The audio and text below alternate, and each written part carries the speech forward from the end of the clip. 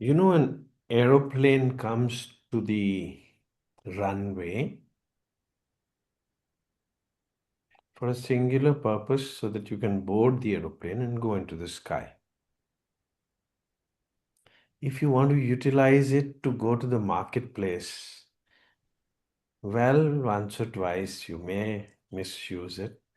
And if you want to use it every day to go to your workplace everywhere through busy market roads, it will not be able to function. So, does a guru come in your life? A guru doesn't come into your life to solve your worldly problems.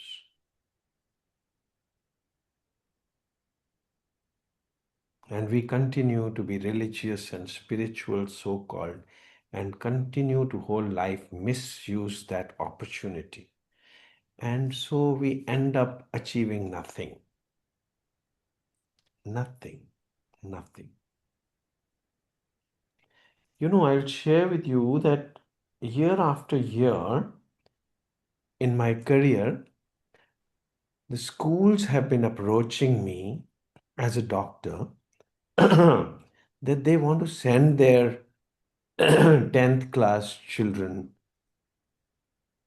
for a half an hour contact. As if I am going to teach them how to become doctors. How can I teach them how to become doctors? So what will I teach them? Why is the school principal contacting me? They will just spend half an hour with me and some of them will get attracted about this profession. And then they will find their own way. I cannot in half an hour make somebody a doctor. Some of them, not all of them, some of them will develop a conviction that we also want to be a doctor. I also want to be a doctor. So that is utilization. That happens to some few. So Guru comes in your life to show you the goal of life, not to sort out your worldly issues. आपको कोई बीमारी है तो doctor के पास जाइए. आपको संस्कृत सीखनी है तो गुरु है Sanskrit teacher. Guru is not to teach you anything. He just shows you a glimpse of what you should be, if it suits you. Now, everybody that did not become a doctor who came to meet me, some of them became surgeons. Sir, बताते भी हैं phone करके कि sir हमने आपको मिले थे, हम भी सर्जन ही बनना चाहते. Some of them become oncologists. One of my students, he paid 1 lakh rupees on a different stream. And then he rings me up, कि sir मैं, you know, I have paid 1 lakh rupees already, but I don't want to be that. I mean, he did not want to be a urologist now or a plastic surgeon where he had paid. He said, I want to be an oncosurgeon like you. So what should I do? I said, don't worry about that 1 lakh rupees. Gone, gone. So you stick to your goal. If you have made your goal that you want to be an oncosurgeon, don't forget about that 1 lakh rupees. So you will earn a lot all your life. तुम जो बनना चाहते हो वो बनो. Don't do something which you don't want to be. So, when a guru comes in your life, he shows you what is the goal of your life, if it suits you. So, when I went to my guru, I saw the goal of my life. Then I want to be like this. No, my guru is an uneducated man. Well, if I may say so, if you forgive me. No, I don't want to be that uneducated. He has got a crown of hair. I don't want to develop a crown of hair around me and wear a ochre robe. No, I want to be like you. What is this in peace in which you live in? How are you in every situation in control? That is what Guru Nanak Dev Ji is. That is what Sri Ram is. That is what Sri Krishna is. So you get goal of your life. And for living, you have to go to a Sanskrit teacher to become a Sanskrit master. You have to go to a, you know, to a doctor to become a doctor. But for my goal of ultimate goal of life is that stability, that ever in control, loveful, stable, peaceful human being who is completely functional. जो छोड़ के संसार कहीं जंगल में बैठा है, well if that suits you, let him be your गुरु। फिर आप भी वही चाहोगे, और चाहना भी चाहिए, because there is a seed inside you which says कि मुझे छोड़ के जंगल में बैठ जाना है और दाढ़ी बढ़ा लेनी है। No that a guru means that is what you want to be. So जो चीज भी आपको अट्रैक्ट कर ले, that becomes your guru, and you can have multiple gurus in your life. So Satya Sai Baba was my guru because I just wanted that kind of a stability which he has. So, various gurus, Sri Ramakrishna Paramahansa, Vivekananda, Ramana Maharishi, Jesus Christ, Sri Ram, everybody also helped me to develop that stability. See, whatever I'm telling you in rhetoric, it's called logos. I'm putting things in words. But you see, what is the source of all this is my love for that goal. Love for that goal, a singular focus that I want to be like this. Then I would consider my life to be successful. So that love is inseparable love. It cannot break ever. There are no divorces in that love. That love is called eros.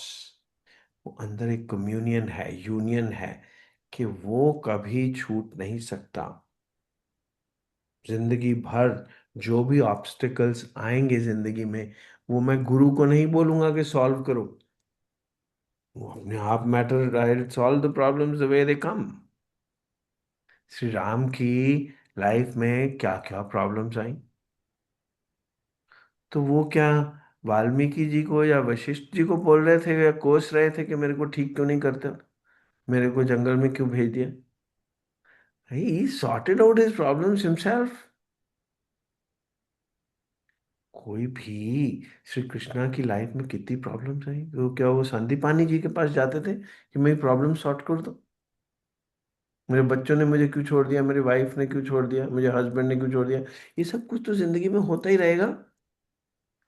You need to be stable, you need to be at peace, you need to be in love always,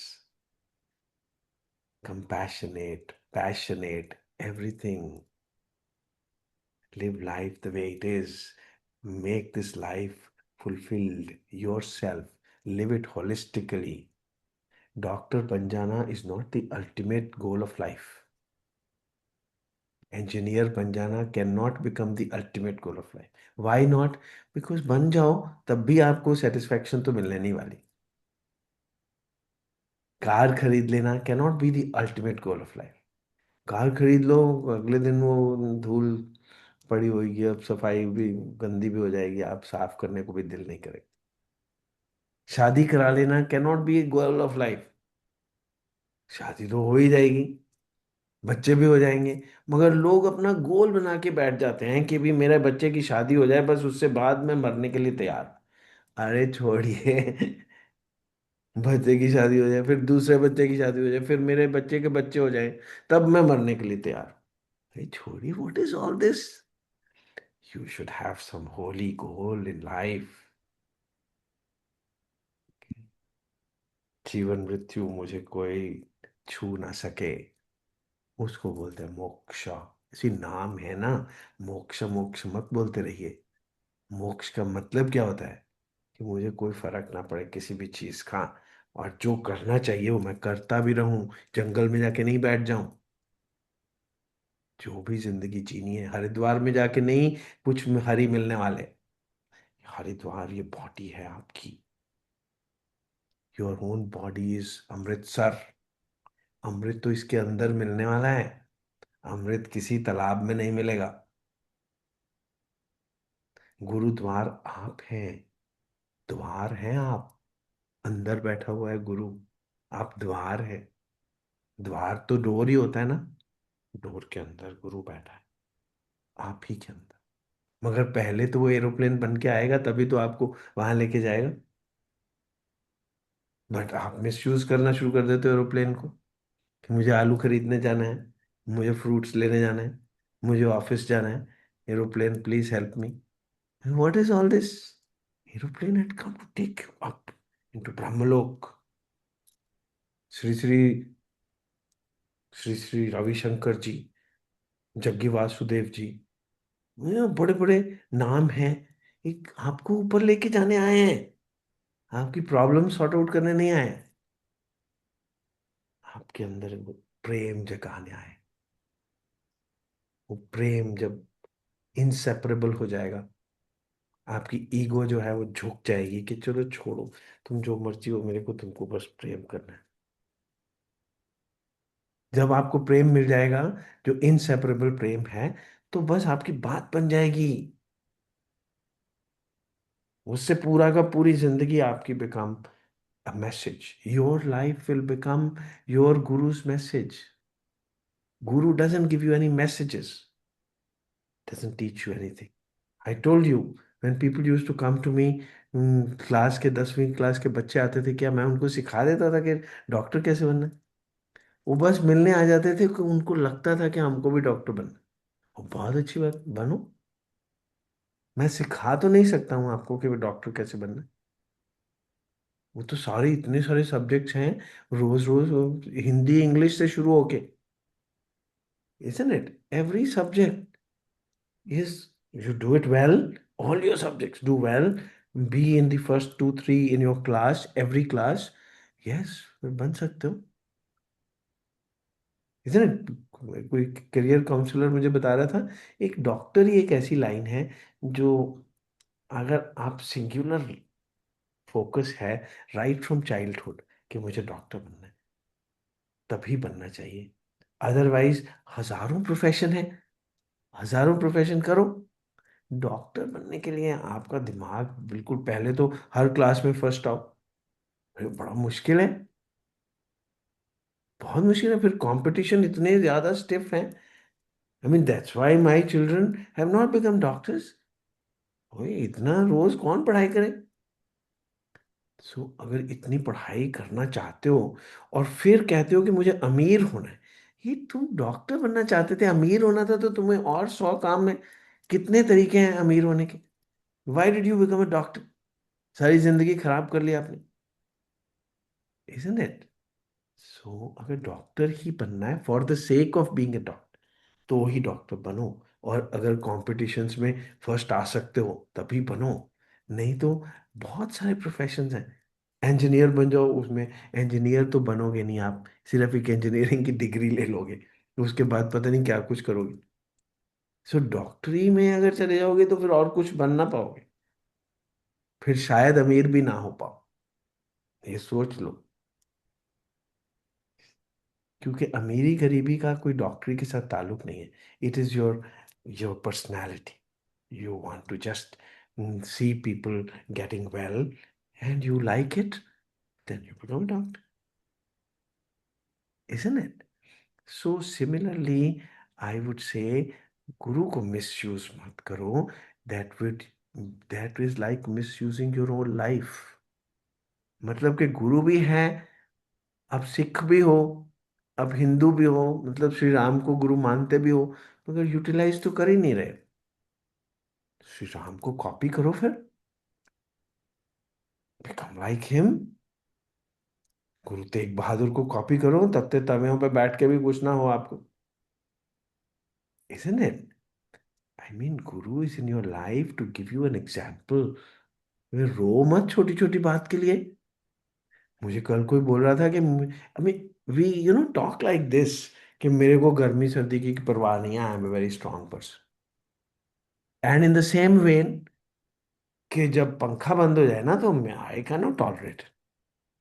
भैया तुम खुद ही तो बोल रहे हो मुझे कोई फर्क नहीं पड़ता, और खुद ही कह दो पंखा बंद हो जाए तो। देखो तपस्या क्या होती है, ये नहीं कि पंखा लगा हुआ है मैं चलाऊंगा नहीं, गर्मी में बैठूंगा। भाई जब सचमुच गर्मी हो जाएगी तो उसको टॉलरेट करो।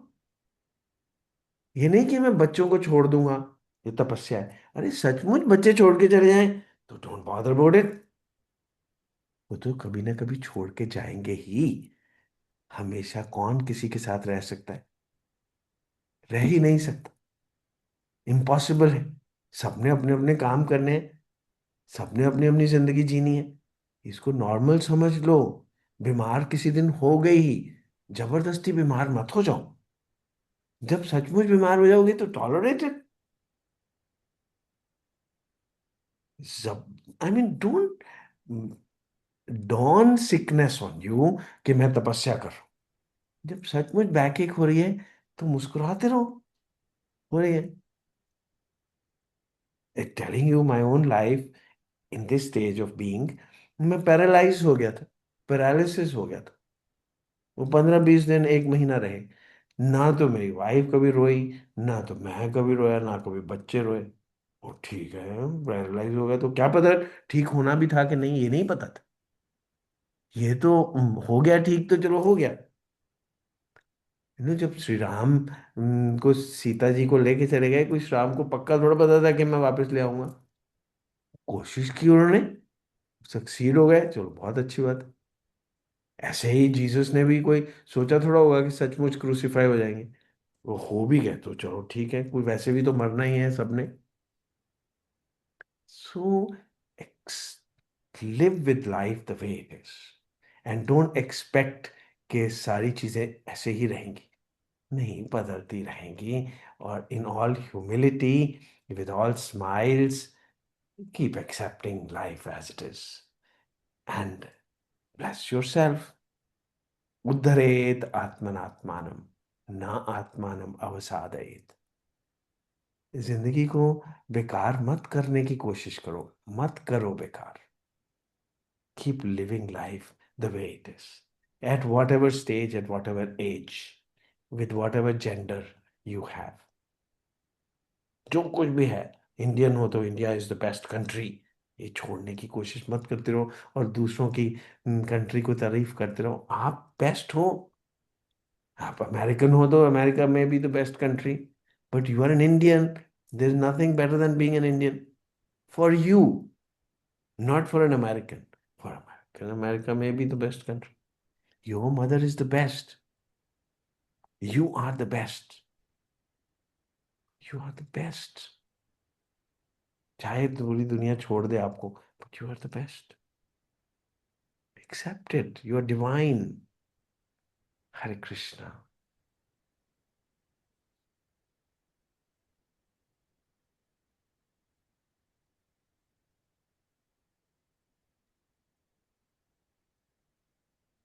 Hare Krishna.